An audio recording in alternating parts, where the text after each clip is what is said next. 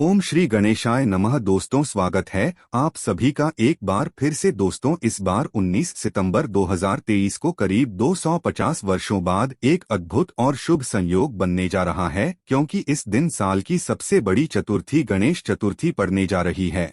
और अगर आप इस दिन घर के इन कोनों में स्वस्तिक बना देते हैं तो इतना धन आएगा कि आप संभाल नहीं पाएंगे। साथ ही इससे आपके घर से बुरी शक्तियां का नाश हो जाएगा और कैसी भी आपकी मनोकामना हो वो तुरंत ही पूरी हो जाएगी। तो दोस्तों, आज के इस वीडियो में हम आपको बताएंगे कि गणेश चतुर्थी के दिन घर में इस जगह स्वस्तिक बना देते हैं तो गणेश भगवान बहुत ही शीघ्र प्रसन्न होकर आपकी सभी मनोकामना पूर्ण कर देते हैं। तो जानेंगे स्वस्तिक से जुड़ा वो कौन सा उपाय और कौन सी पूजा विधि है जिससे गणेश भगवान खुश होकर गणेश चतुर्थी पर आपकी सभी मनोकामनाएं पूर्ण कर देंगे। और दोस्तों, यदि आप भी अपने जीवन में गणेश भगवान जी की कृपा पाना चाहते हैं तो इस वीडियो को लाइक करके कमेंट में ओम श्री गणेशाय नमः लिखना न भूलें।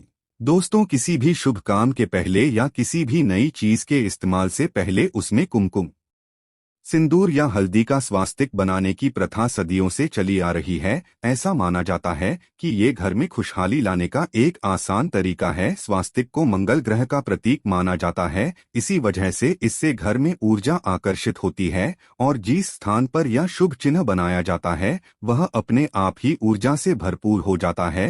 हिंदू धर्म में इसे एक पवित्र प्रतीक माना जाता है जो सौभाग्य, समृद्धि और स्वस्तिक से जुड़ा होता है। इसे किसी भी शुभ कार्य से पहले बनाने के पीछे के कई ज्योतिष लाभ है और इसका महत्व भी है। यदि हम ज्योतिष की माने तो स्वस्तिक का चिन्ह शुरू भाग्य, समृद्धि और सकारात्मक ऊर्जा का प्रतीक होता है। ऐसा माना जाता है कि किसी भी शुभ कार्य को शुरू करने से पहले इस चिन्ह को बनाना सौभाग्य और अनुकूल परिणामों को आमंत्रित करता है। दोस्तों, घर का जो मुख्य द्वार होता है वह शास्त्रों में इतना ज्यादा महत्वपूर्ण और खास बताया गया है कि वहीं से केवल सकारात्मक और नकारात्मक ऊर्जा घर में प्रवेश कर सकती है। काफी लोग इस बारे में नहीं जानते हैं कि जितनी भी नकारात्मक ऊर्जाएं होती है या फिर सकारात्मक ऊर्जा एवं कुलदेवी, कुलदेवता हो, पितृ हो, जितनी भी चीजें होती है, जितनी भी अदृश्य शक्तियां होती है, वह केवल घर के मुख्य दरवाजे से ही घर में प्रवेश कर सकती है। लेकिन काफी लोगों के घरों में ऐसा होता है कि इतनी नकारात्मक ऊर्जाएं वास करने लग जाती है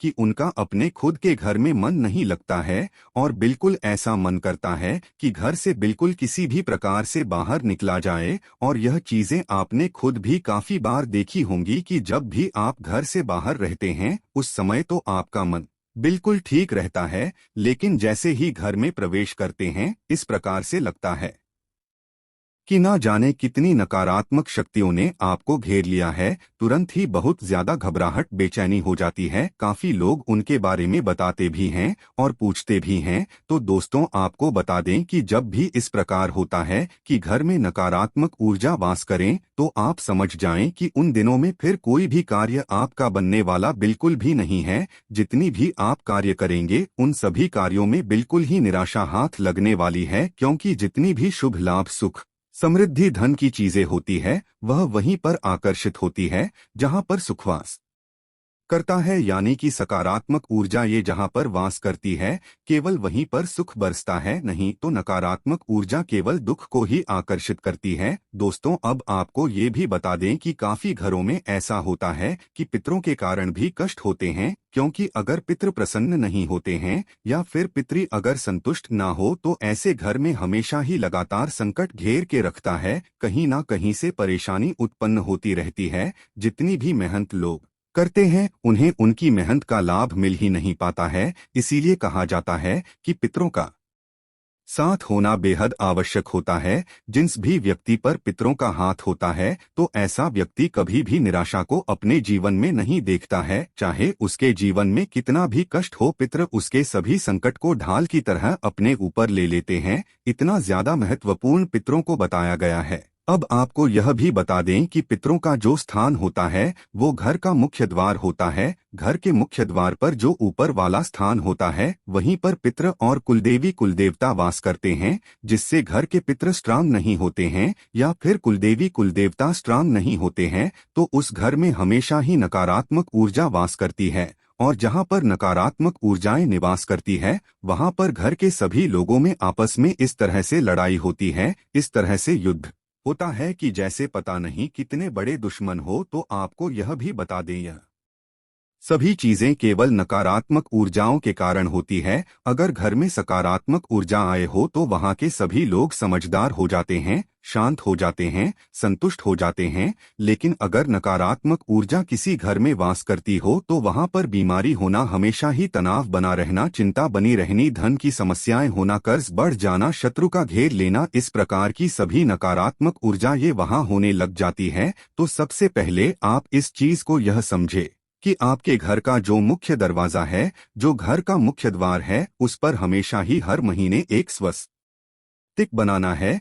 और उसे हर महीने चार्ज भी करना है। काफी लोग तो ऐसे होते हैं कि साल में, कभी 5 साल में एक बार स्वस्तिक बनाकर उसे कई सालों के लिए फिर भूल जाते हैं, और जबकि इस बात पर ध्यान ही नहीं देते हैं कि घर का मुख्य द्वार सबसे ज्यादा मुख्य है, तभी तो उसे मुख्य कहा जाता है। तो आप इस बात का ध्यान रखें कि स्वस्तिक को हर महीने आपको रिचार्ज करना है। स्वस्तिक के बड़े ही ज्यादा लाभ होते हैं, और इसकी जितनी भी डंडियां होती है, जो इसके लेग्स होते हैं, इसमें जो स्पेस होता है, वह सभी चीजें तंत्र को दर्शाते हैं। स्वस्तिक एक प्रकार से यंत्र होता है जो सुख को आकर्षित करता है, यानी कि आपके जीवन में सुख, समृद्धि, धन, यश, वैभव, सभी चीजों को आकर्षित करने के लिए यह एक यंत्र होता है। इस बात का भी ध्यान रखा करें कि अगर आपके घर में धन की समस्याएं हैं तो केवल हल्दी से ही स्वस्तिक को बनाना है, और अगर आपके घर में बच्चे आपका कहना नहीं मानते हैं, धन की समस्याएं भी होती रहती हैं, तब आपको अष्टगंध का इस्तेमाल करना है,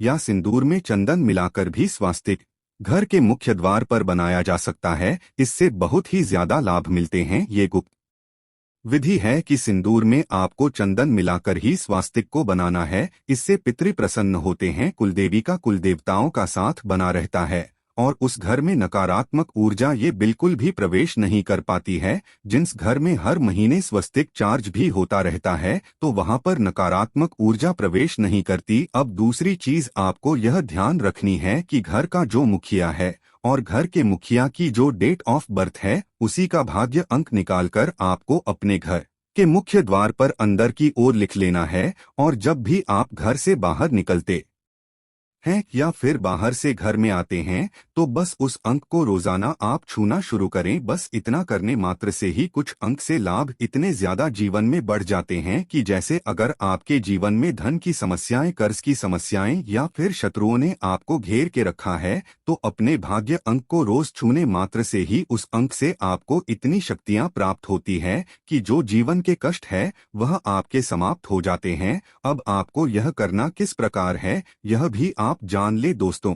आपको अपनी जन्म तिथि को, यानी कि मंथ को, डेट को, ईयर को, तीनों चीजों को एक साथ कैलकुलेटर में प्लस कर देना है। 4 अंकों का डिजिट निकालिएगा, फिर चारों अंकों को भी अलग अलग करके प्लस कर देना। बस सिंगल डिजिट आपको निकालनी है। जब तक सिंगल डिजिट नहीं निकल जाती है तब तक सभी अंकों को एक दूसरे से प्लस करते जाए, और जब सिंगल डिजिट निकल जाती है 1 से 9 के बीच में, तो बस वही आपका भाग्य अंक है। इस अंक को अपने घर के मुख्य द्वार पर इस प्रकार से लिख ले कि घर से बाहर जाते समय इसको छुए, और जब बाहर से अंदर आए तब भी इसको रोज छुए। अब जो घर के और भी लोग हैं वो अपने लिए भी करना चाहते हैं तो वह अपने अलग अलग कमरे में या किसी भी दीवार पर अलग किसी भी कागज पर लाल पेन से या फिर लाल स्केच पेन से अपने भाग्य अंक को लिख सकते हैं, या फिर जहां पर आप सोते हैं बस वहीं पर छोटा सा आप अपना भाग्य अंक लिखकर रख लें और उसको छूना शुरू करें। सिर्फ इतना करने मात्र से नसीब बहुत ज्यादा बलवान बनता है।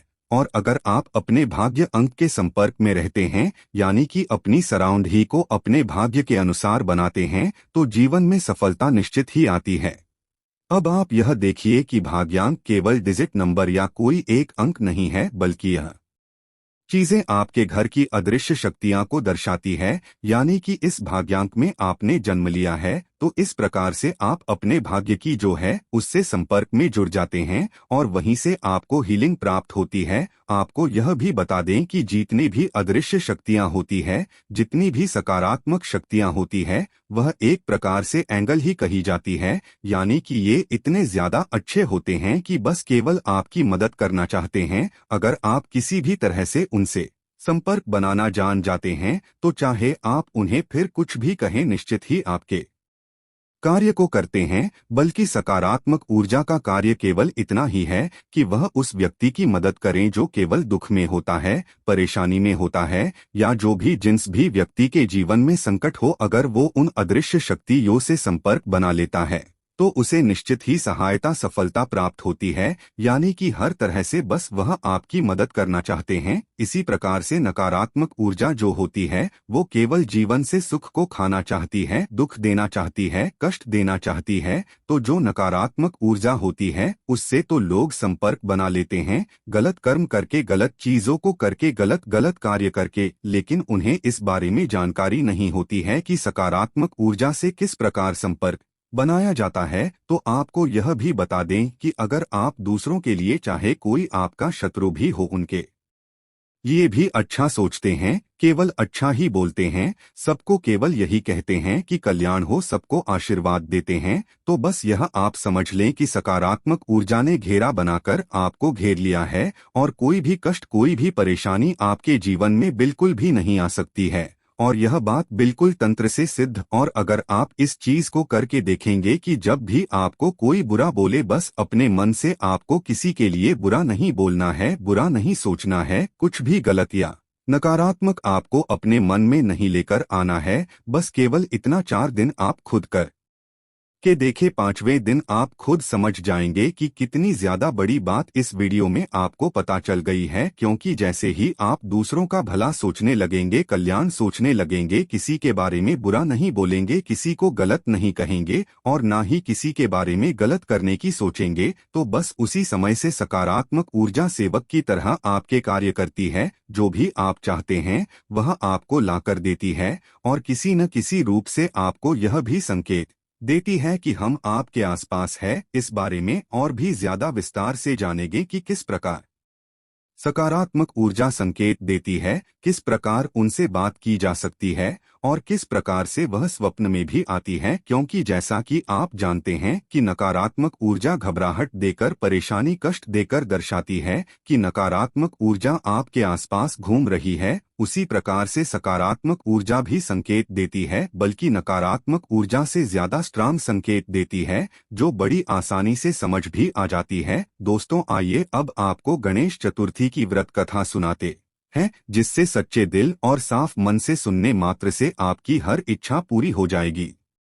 पहली कथा पौराणिक एवं प्रचलित श्री गणेश कथा के अनुसार, एक बार देवता कई विपदाओं में घिरे थे, तब वह मदद मांगने भगवान भोलेनाथ के पास आए। उस समय शिव के साथ कार्तिकेय तथा गणेश जी भी बैठे थे। देवताओं की बात सुनकर शिवजी ने कार्तिकेय व गणेश जी से पूछा कि तुम में से कौन देवताओं के कष्टों का निवारण कर सकता है। तब कार्तिकेय व गणेश जी दोनों ने ही स्वयं को इस कार्य के लिए सक्षम बताया। इस पर भगवान भोलेनाथ ने दोनों की परीक्षा लेते हुए कहा कि तुम दोनों में से जो सबसे पहले पृथ्वी की परिक्रमा करके आएगा वही देवताओं की मदद करने जाएगा। भगवान भोलेनाथ के मुख से यह वचन सुनते ही कार्तिकेय अपने वाहन मोर पर बैठकर पृथ्वी की परिक्रमा के लिए निकल गए, परंतु गणेश जी सोच में पड़ गए कि वह चूहे के ऊपर चढ़कर सारी पृथ्वी की परिक्रमा करेंगे तो इस कार्य में उन्हें बहुत समय लग जाएगा। तभी उन्हें एक उपाय सूझा। गणेश अपने स्थान से उठे और अपने माता पिता की 7 बार परिक्रमा करके वापस बैठ गए। परिक्रमा करके लौटने पर कार्तिकेय स्वयं को विजेता